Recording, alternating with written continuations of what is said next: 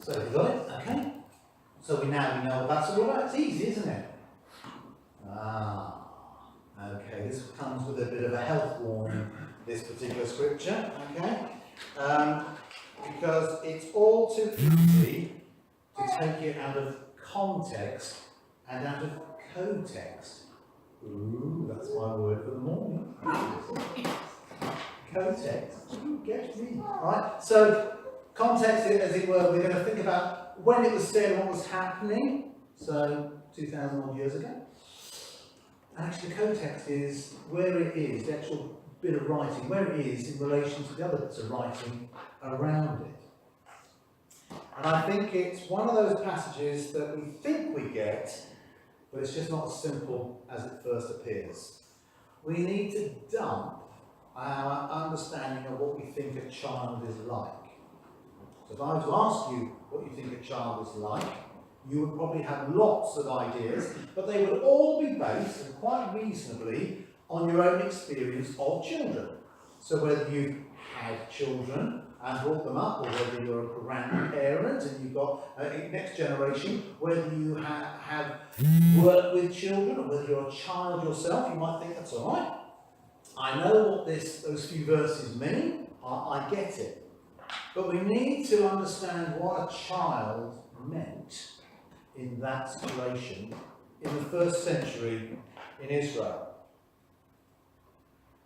So before we can consider how we become like a child to enter the kingdom of God, we need to understand what that child is like. However, before we can ask that question, we need to understand why Jesus is using a child as a visual aid to answer the question of who is the greatest in the kingdom of heaven.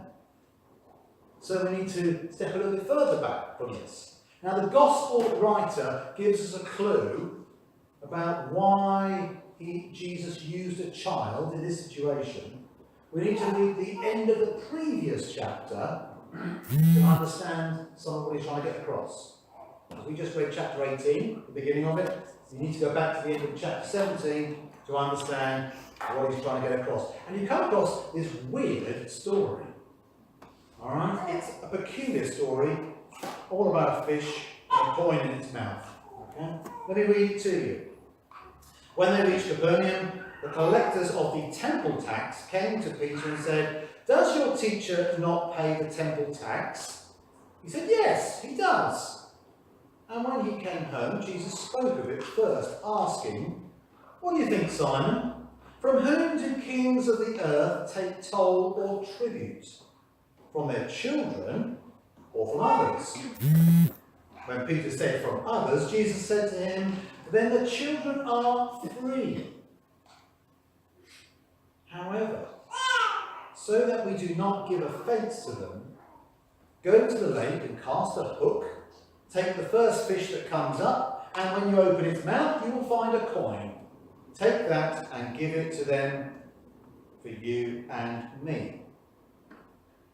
So Jesus there doing a little trick with a coin and a fish, but actually making that very important point. You see, they had to pay taxes to use the temple.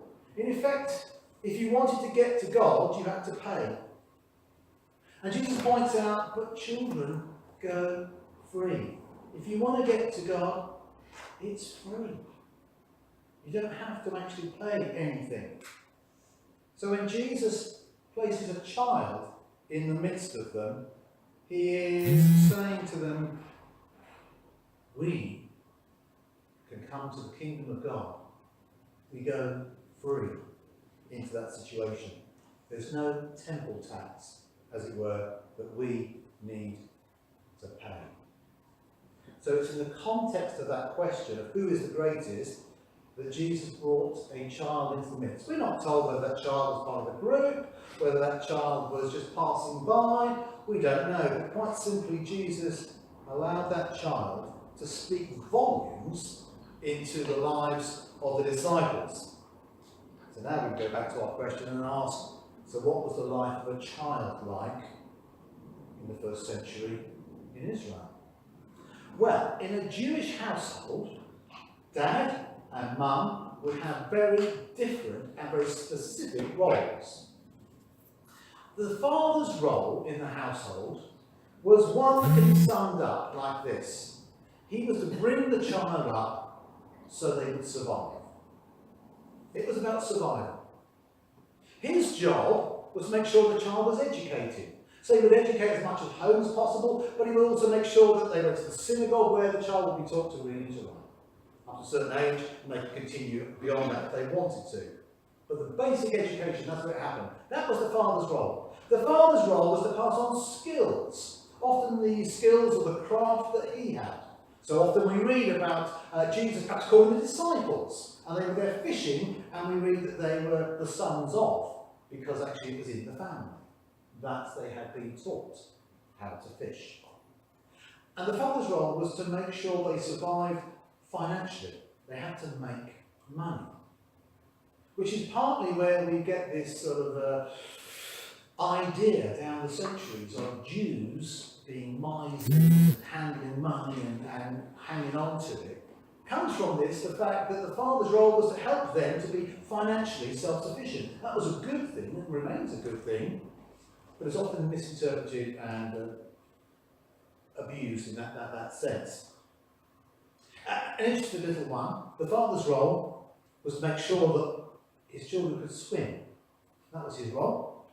So they could survive. So if they fell out of a boat or if they fell in a river or whatever, they would be able to swim. I've got this image in my head of a father rowing his boat through the river, throwing his kids over the side, go on, swim. You know, just see if you survive. You know. That was part of his role, was to make sure the child survived. So eventually they could stand on their own 2 feet. Now the mother's role was very different. Her role was to create an environment in the home where they would flourish and be loved. Okay? And also her role was to bring the child up to be fully Jewish. By which I mean not just understanding all the traditions, but that their faith was alive and vibrant. So that was her role. And in fact, in marriages where the woman was Jewish and the man was not a Jew, the child would be brought up Jewish with the faith in the home. Now, in the 21st century, of course, the way our roles work in families is so different. And that's not bad or wrong. I'm not suggesting we go back to first century Judaism and model it on that. That's not my point this morning. My point is to understand, if we want to know what a child is like, we need to understand the world that they lived in and what was going on. And the mum's role as a Jewess was to show that love of God in her home, through the way that hospitality was shown, through the way that she would nurture the children, and the like. So actually, when you read some of the Old Testament Proverbs and stuff about God being like a mother hen and things like this, it's all of that sort of imagery that comes into it, that it relates to who the mother was to be. In the family, the parents, between them, allowed the child to experience the reality of how to be loved by God, simply for who they were, and how to grow up and make their way in life. And in particular, that life had a purpose and a meaning. They had a God they were following. There was a purpose in creating wealth so that they would survive. But these children of the first century were also vulnerable and fragile. 1 in 2 children would die before their first birthday. That was the mortality rate at that time. 1 in 2. So 50%. Children would die before they're 1. A further 1 in 5 children would die before their 5th birthday. To be a child was a very dangerous place to be. So actually, again, when we come to Christmas, we go, bear in mind, Jesus was vulnerable in his humanity. He had a 50% chance of dying, either from malnutrition or from disease, or from violence. That was the life of a child in the first century in Israel. The child who stood in the midst of Jesus was someone who was a survivor. Fragile, vulnerable, loved and with a purpose for living set out for them and set before them.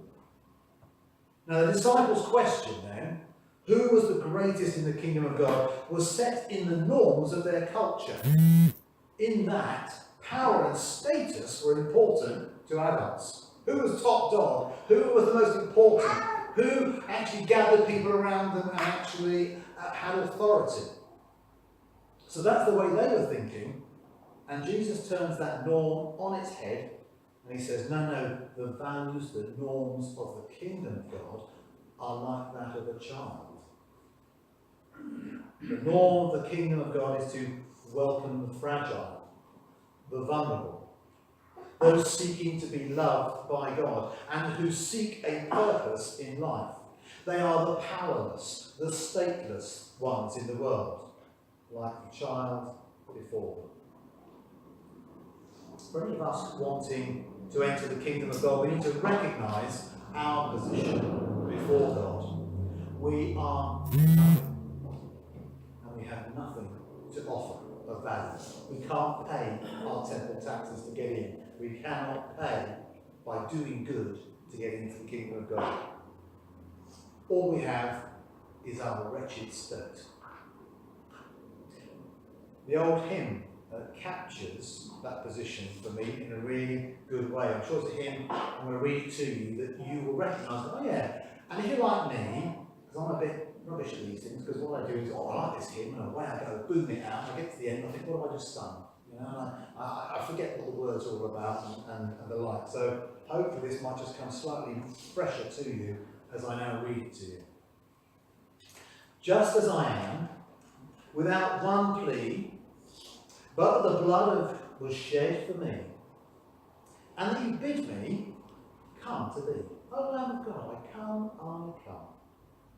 Just as I am, though tossed about with many a conflict, many a doubt, fighting and fears, within, without, O Lamb of God, I come.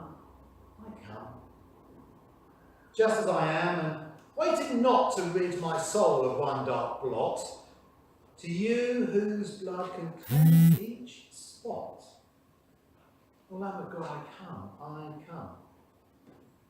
Just as I am, poor, wretched, blind sight, riches, healing of the mind, yes, all I need in you to find. O Lamb of God, I come. Just as I am, you will receive, will welcome, pardon, cleanse, relieve, because your promise I believe. O Lamb of God, I come. For those of us who have entered into that relationship with Jesus, who have entered the kingdom of God, who recognise our value isn't marked by this world, but by Christ, we need to be a people who live out those values day by day, in a world that is continually asking, who is the greatest, the most powerful, with the highest status, and what's in it for me? We need to be as that child. As Jesus said, whoever becomes humble like this child is the greatest in the kingdom of heaven. Well, whoever welcomes one such child in my name welcomes me. The challenge for us as a church is that we need to seek out the vulnerable, the weak, the fragile, those needing to be loved by God, and those seeking a purpose in life. We need to be inviting them in and allowing them to discover the kingdom of God is for them. My final thought is a statistic, because I like statistics.